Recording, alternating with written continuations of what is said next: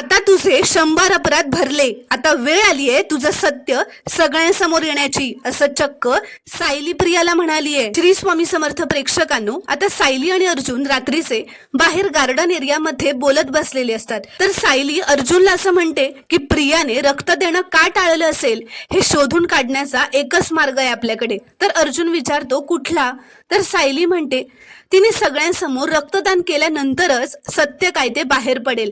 म्हणजेच आपण असं काहीतरी करायचं ज्यामुळे आपल्याला प्रियाचं रक्त मिळेल. तर आता अर्जुनला एक आयडिया आलेली असते.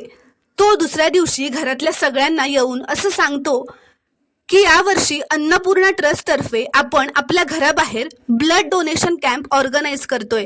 तर हे ऐकून प्रियाला मात्र धक्काच बसतो, कारण तिला तिचं रक्त द्यावं लागणार असतं, म्हणून ती खूपच घाबरलेली असते. तर आता दुसऱ्या दिवशी प्रियाचं सुद्धा रक्त घेतलं जातं, कारण तिच्याकडे दुसरा पर्याय नसतो, तिला रक्त द्यावंच लागतं.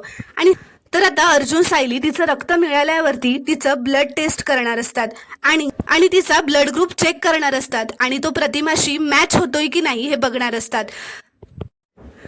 तर आता होळीच्या दिवशी सायली असं म्हणते, आता तुझे 100 अपराध भरले प्रिया, आता वेळ आली आहे तू लपवून ठेवलेलं एकूण एक सत्य सगळ्यांसमोर आणण्याची.